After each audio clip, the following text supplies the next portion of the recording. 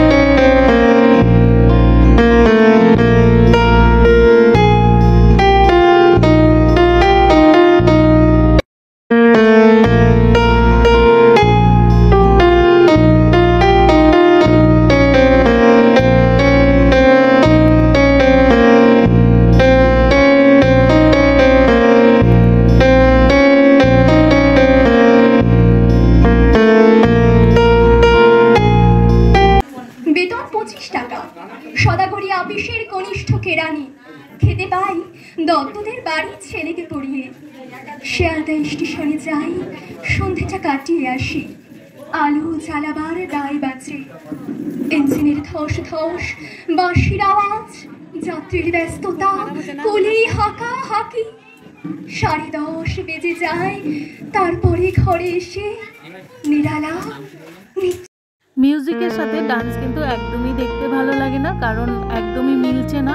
কি আর করা যাবে, ঝামেলাতে পড়েছি। সবগুলো রবীন্দ্রসঙ্গীত নাচগুলোতে কপিরাইট দিয়ে দিল, সেই জন্য আমাকে ভিডিওটা ডিলিট করে আবার এডিট করতে হলো, তোমাদের আগেই বললাম। তো এবার পাগলের ডান্সগুলো দেখো তোমরা, মিউজিকের সাথে কোনো তাল নেই, কিচ্ছু নেই, শুধু হাত পা নাড়ানো। তো তোমরা আশা করি বুঝতেই পারবে যে ওয়াইটি রবীন্দ্রসঙ্গীতে কপিরাইট দিয়ে দেয়। তো আর কি করা যাবে, আর কপিরাইট নো কপিরাইট সং একটাও পেলাম না, সেই জন্যই আমাকে মিউজিকটা দিতে হলো। এই মিউজিকটা দেওয়ার পর যদি আবারও কপিরাইট দিয়ে দেয় ওয়াইটি, তাহলে যে বাকি প্রোগ্রামগুলো আছে সেগুলো আর আমি আপলোড করব না, বাকি ভিডিওগুলো, আর এই ভিডিওটাও ডিলিট করে দেব। আর তাহলে আমি আবার আমার ডেইলি লাইফের ব্লগ শুরু করব, এই ভিডিওগুলো ক্যান্সেল করব সবগুলোতে।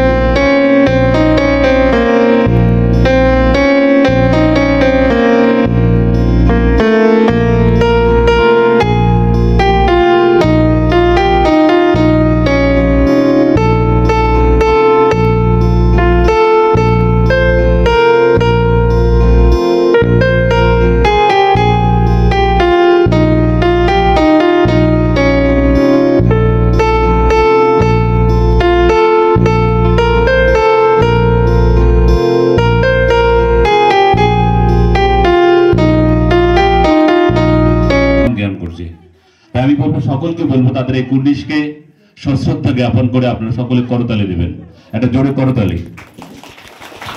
আমরা জানি 1861 সালের 7ই মে বিশ্বকবি রবীন্দ্রনাথ ঠাকুর এই পৃথিবীতে মহামানব হিসেবে আবির্ভূত হন।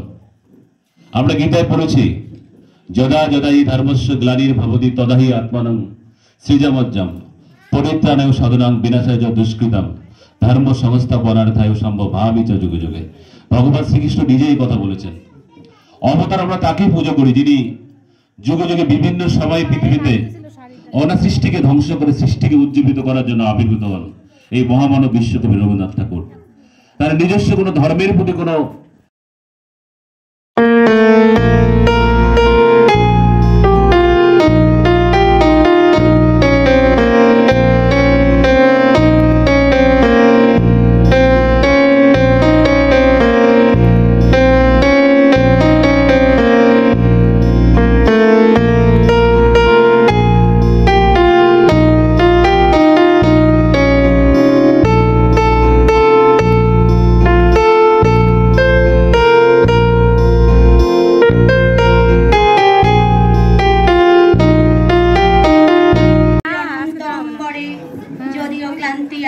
অঙ্গে নামিয়া মহাশঙ্কা জপিছে মৌন মন্তরে, দিগ দিগন্ত অবকুণ্ঠনে ঢাকা, তবু বিহঙ্গ রে বিহঙ্গম, এখনি অন্ধ বন্ধ করোনা পাখা, এ নহে মুখর বনমর্মর গুঞ্জিত, এ যে অজাগর।